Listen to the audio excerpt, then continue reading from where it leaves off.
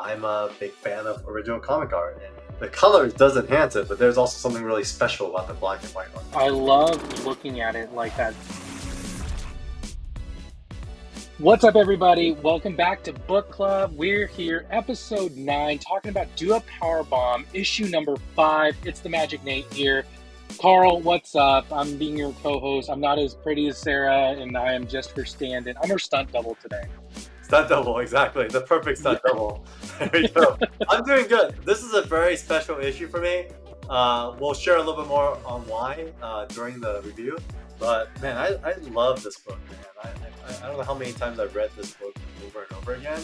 It's like one of my I don't know about you, but like during the pandemic, my wife just had certain like food that was like comfort food for her, and for her it was Popeye's fried chicken. So like literally every night when she came back from the ER and she was dealing with the pandemic stuff, I would literally always have a bucket of Popeye's fried chicken with like 4 sides waiting for her. And so I feel like when I go back to do a Powerbomb, it's like that bucket of fried chicken that always feeds my soul. Nice. I like that allegory. Just Yeah. remember, people, comic books are your fried chicken. Yeah, and this is probably a healthier version, So I feel like maybe we should all read more comic books. Yeah. Yeah. So with that said, Nate, last episode was your first one. How do you feel? Are you ready for our second episode with you co-hosting? I am so ready to jump into this. Like, Do a Powerbomb has been really cool. For those of you who are just tuning in, I'm new to the team. I'm also a comic noob. So getting to read through all of Do a Powerbomb and be able to kind of recap it from fresh eyes for y'all is one of the coolest things I get to do as part of the 24/7 Comics team. But one of the other things that's pretty awesome, and Carl, you probably know what's out there. Do we have anything awesome that these fine folks could check out with 24/7 Comics? We do. In fact, we'll get right to it. Obviously we're here as part of the 24/7 Comics team representing, who has all been working really hard. And it's not really just us, the team that's supporting the creators, but we are a creator-led publishing company. So with that said, we recently launched our 247comics.com web store. And what's on there today is actually Evermind, which was our very first Kickstarter that basically sold out last year in September and did a really good run.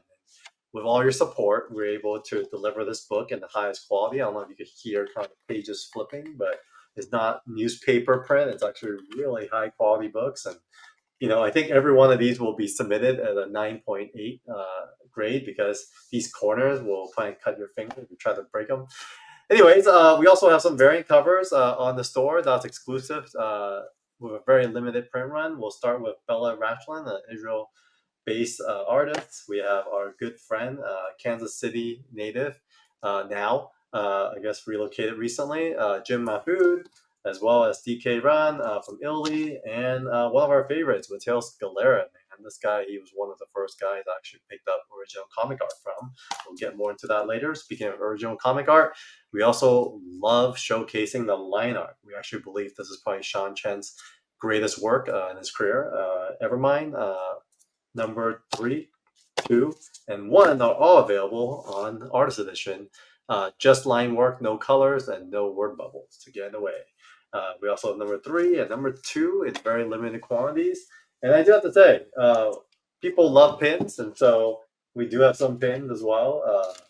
I'll just show one. This is one of the Bobos holding Brittany, and I should take it out of the wrapper the next time I show this, but there you go. That's everything that's on 247comics.com.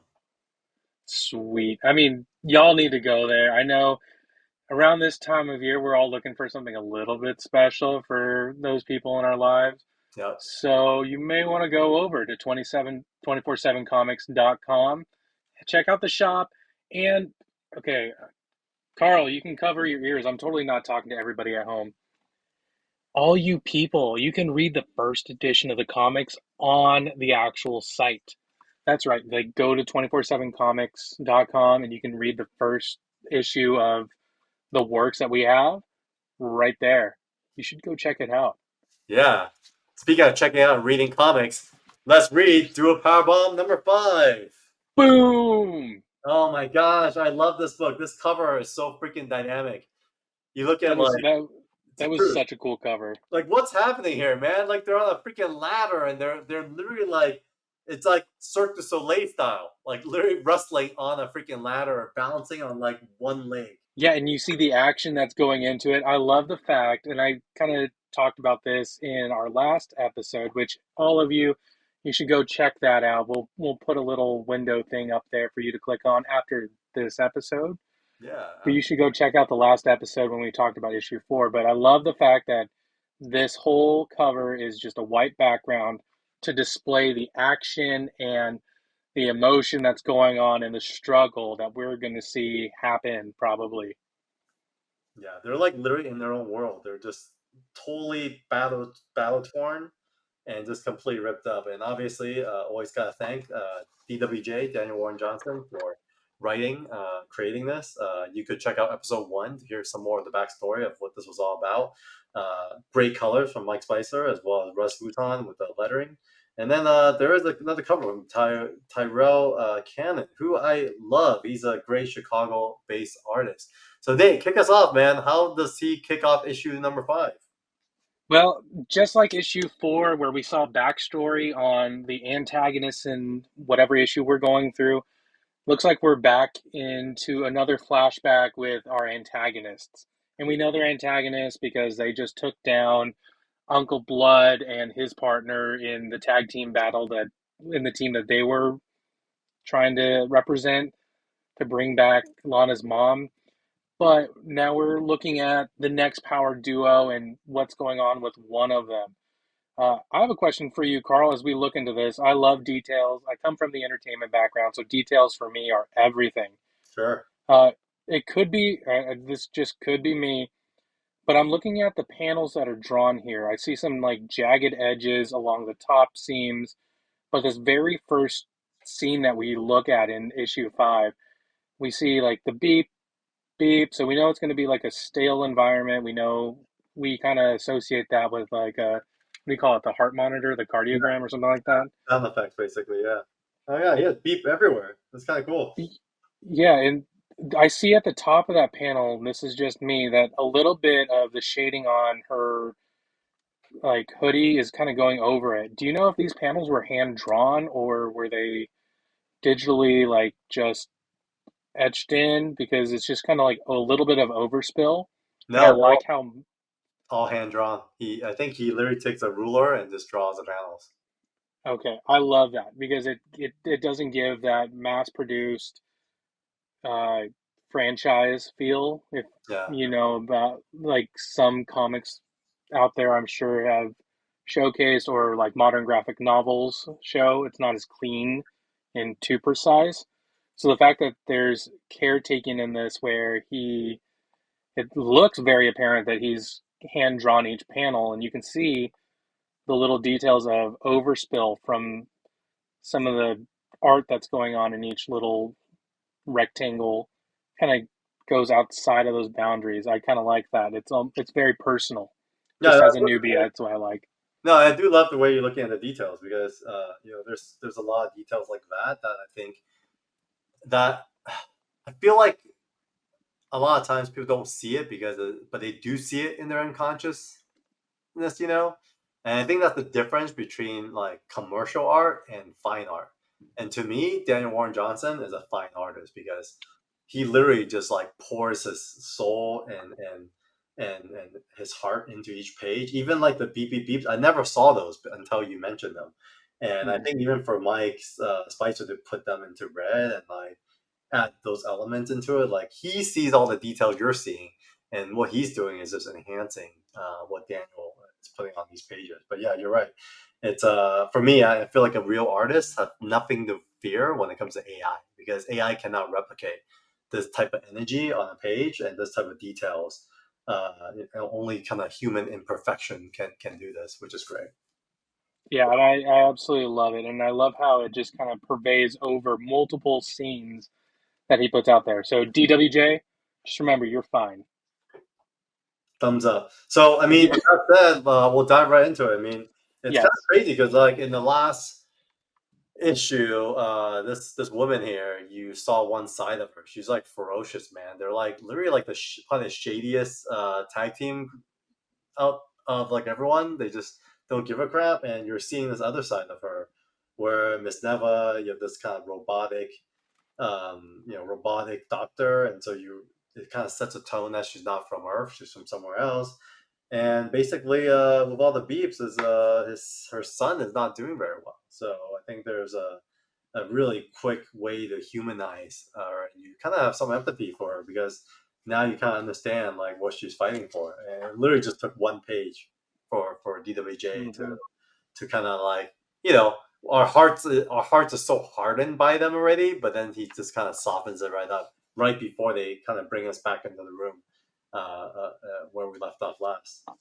Absolutely. Everybody has a story, and we get to see it right there with Maggie. Just we went from the end of issue 4, where we just see this, BA tag team that decided to start the fight before the fight even began, Yeah. to all of a sudden we know that she has a purpose. It definitely humanizes the antagonist, showing that everybody has a reason, and it could be anybody's game.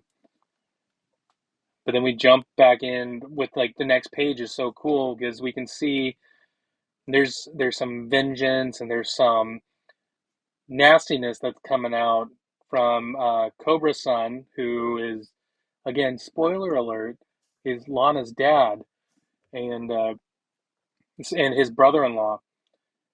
But we get this action scene where you can see Lana is just going along with everyone. You see death in his eyes, and then you see the other two who are trying to. You can tell that they're not happy with what's about to happen. But I love this wonderful. You can see it's some sort of weird castle dungeon thing turned into a some sort of office. Yeah, it's like a Uh, back office, like in the back of a liquor store, right? It looks like that, yes, but part of a castle because you have these two guys on the side who are like these guards that you would see in a castle. It's pretty hilarious. and he's got like I love the little like picture frames up on the walls. You got the stained glass, I guess, and Yeah, the uh, world design is so awesome, but also so silly. It's like you could tell like Daniel was having so much fun with it all. hmm I think it's so interesting to see, like, just story wise, to have them start talking about, like, look, you want drama? We'll give you drama.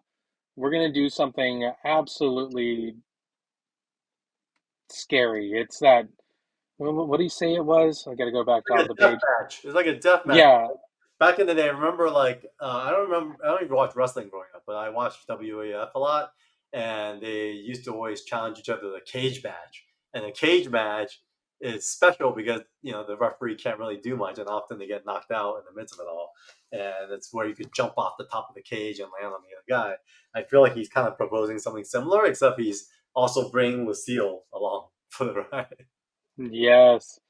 The barbed wire, the ladder, they're about to go for it. But then you see the challenge actually happening. Like you get Maggie and the meathead guy challenging Cobra San, like, hey, you say you want real from us? Can you handle this? And apparently, meathead guy's name is Frank. Didn't know that. Maggie, you can just see, like, not just devastation, but vengeance in her face. And she's like, why not do it with some blood? It's Yeah. kind of scary, but very foreboding. You never know what's about to happen. She's dark, man. So you could tell Lana is just, really thinking through all this, and she's like, "This is gonna hurt a lot, huh?" And he's like, "Yes, it will." And so, but at the end of the day, they're just gonna do this together and make it happen. And what's cool about it too, it's like within these 2 pages, you set the tone of like the challenge. You set that this is a very serious match.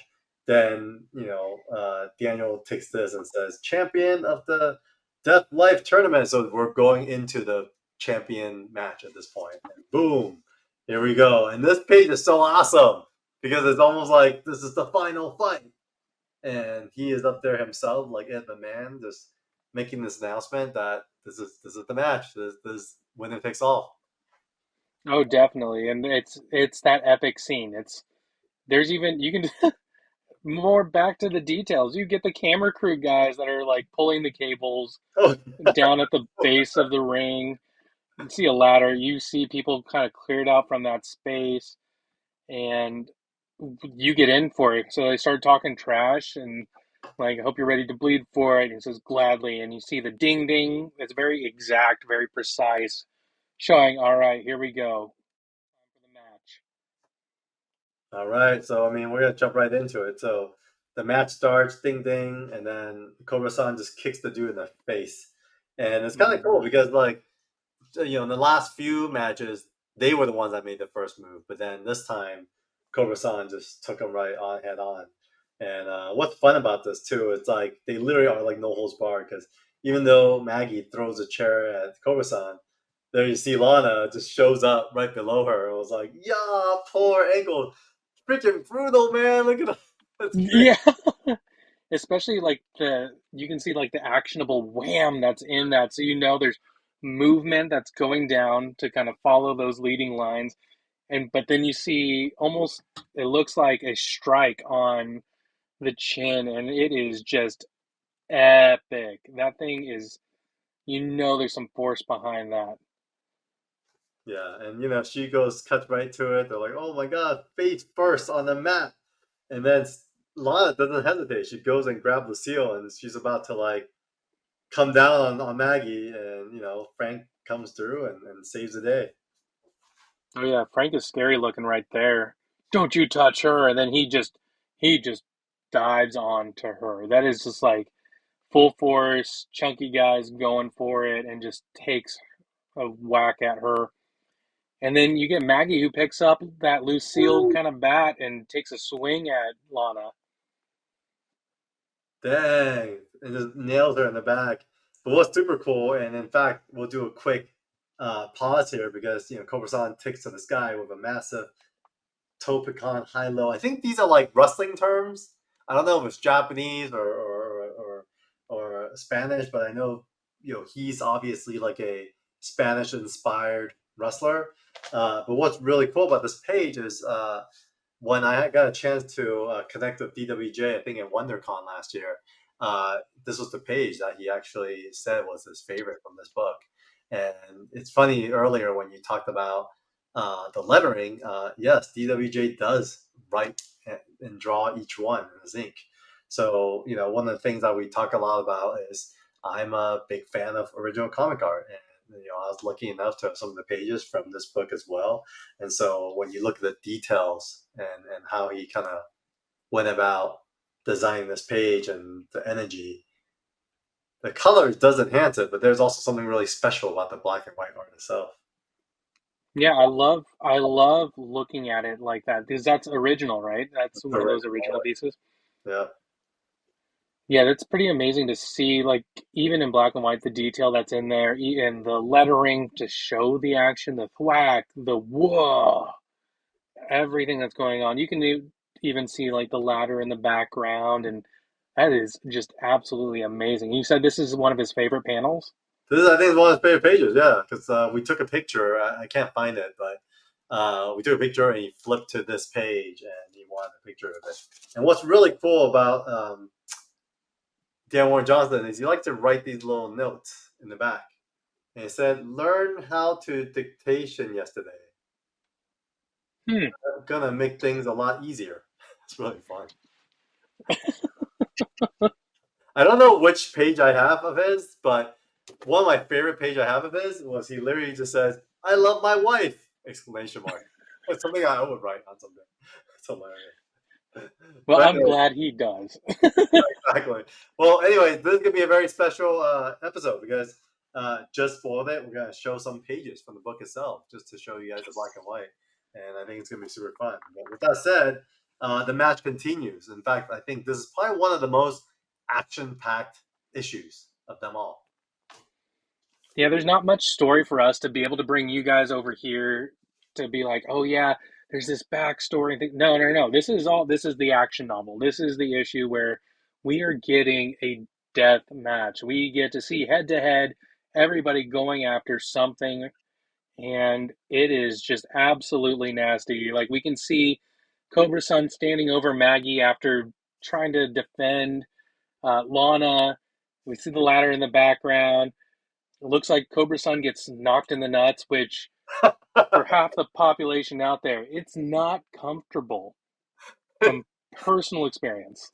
Oh my god. I'm not sure if I want to hear that story, but I'm glad you're able to feel for him because that just looks painful and it's so funny. Like uh, Daniel's so good and being consistent about the story itself, and like this character Frank, he just fights dirty, man.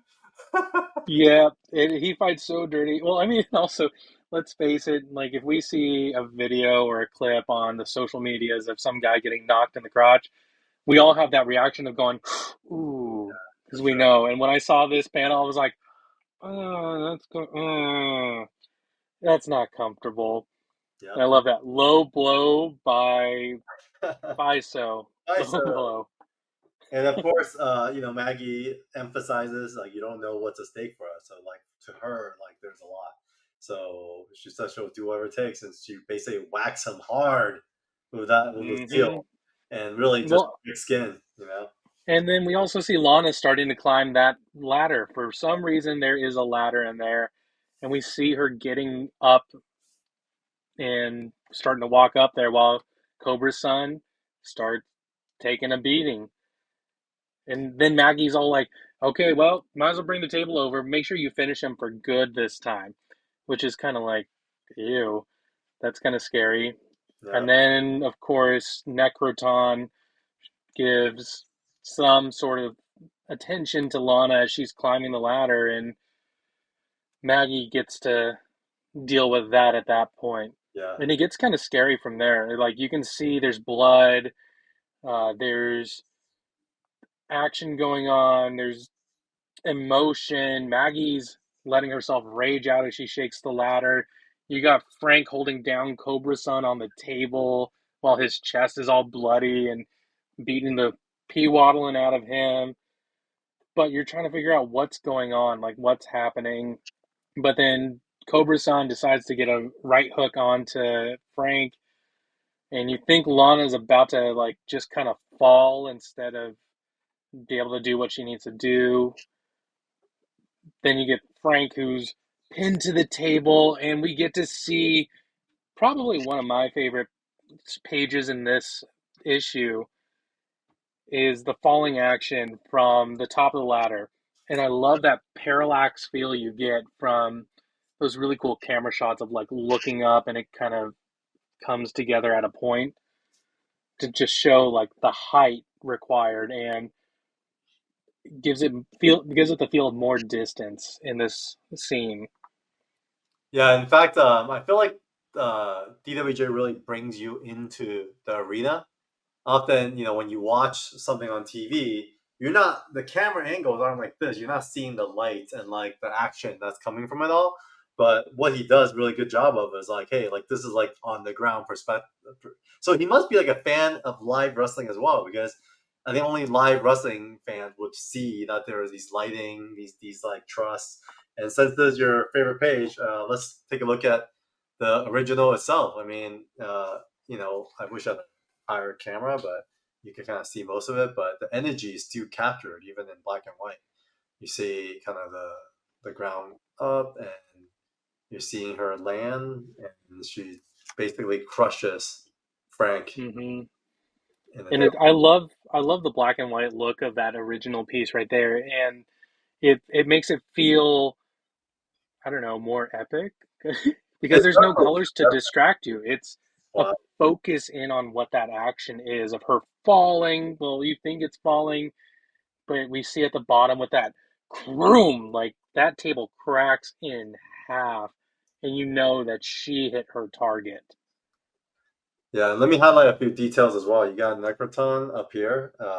It's like the ceiling. He's like kind of overseeing them from above, and then Mm, on top of it, and then as you scroll down, you're falling, and then your eyes are like the people are here, like whoa, gaps. So yeah, he used the white out here. I think we mentioned earlier, and then you have Necroton like closing out on the announcement, saying, "I've been watching wrestling for a long time, folks, but I've never seen that." So he really like gives props to her in a really cool way.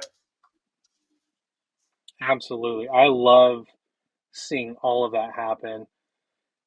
Then we continue through the action, and I'm sure that we can kind of push through this a little bit for the readers so that way they have some panels to read on their own. But we can see that Cobra-san gets a chain around his neck after that because Maggie's whipping that thing around.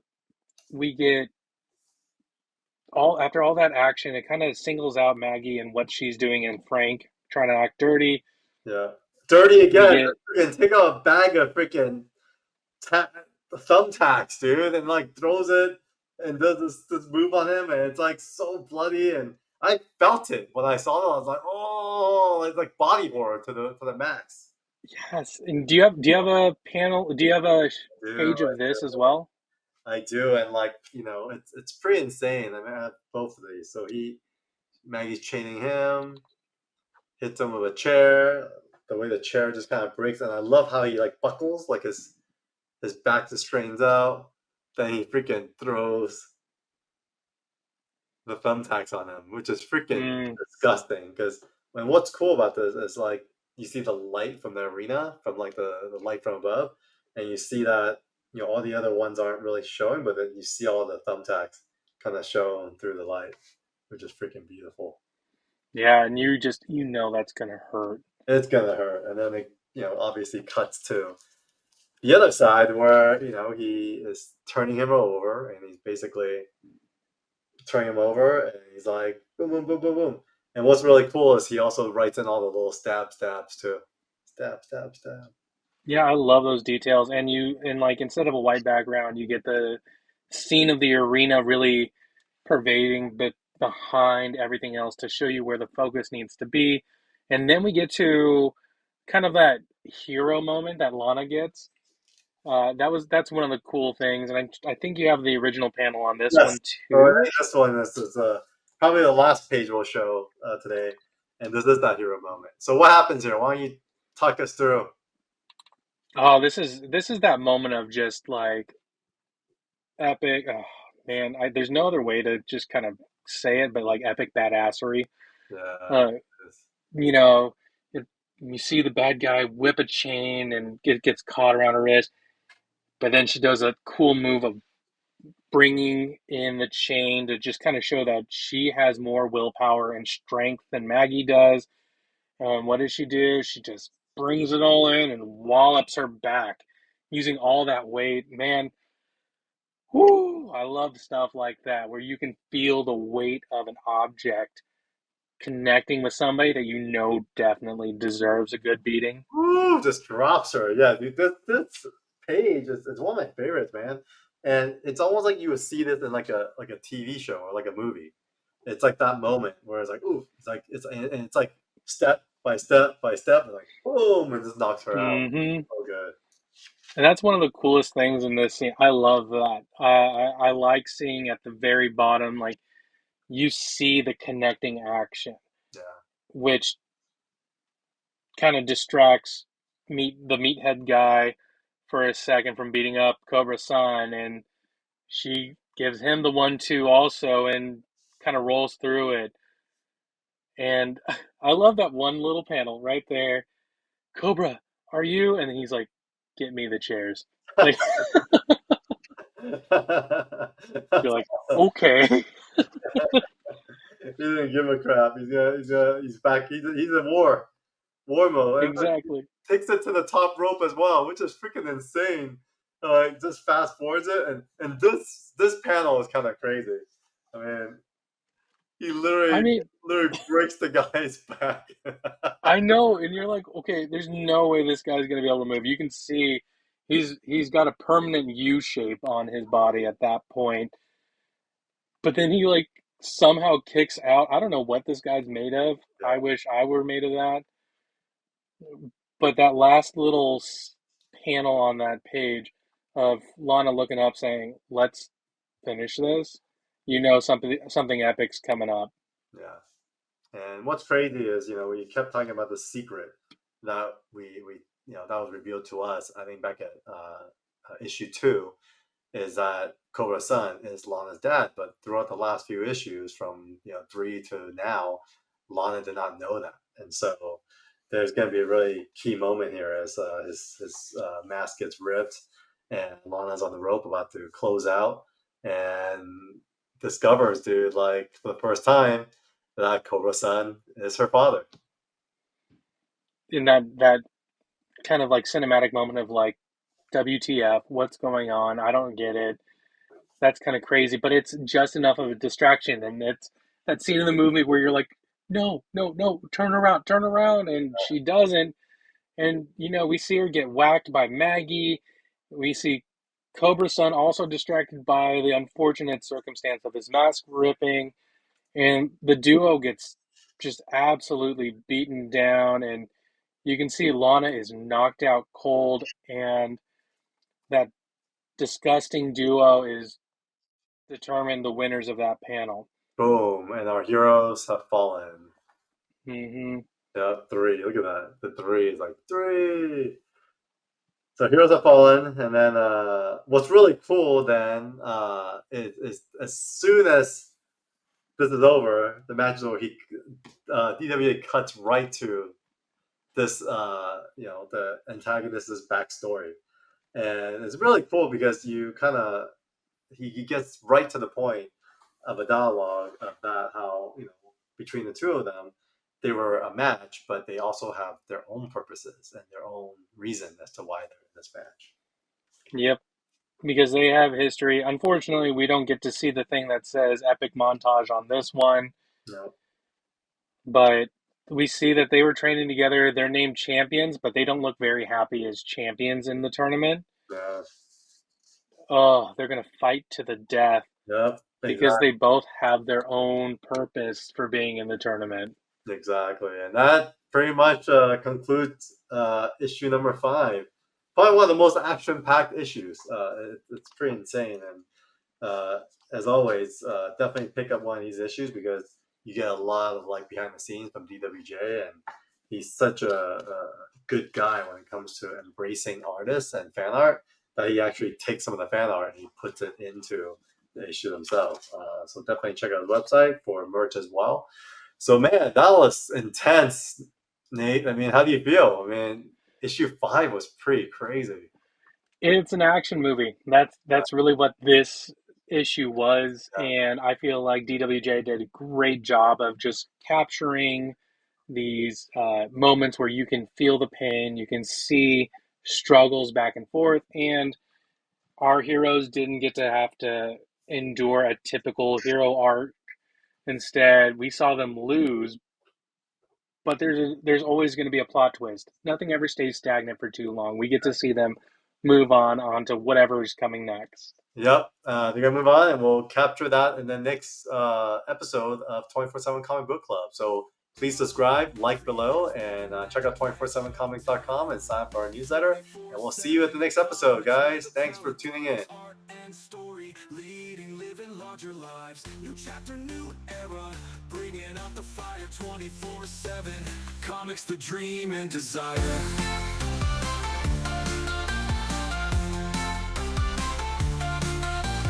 No shortcuts, no fake smiles, we're real.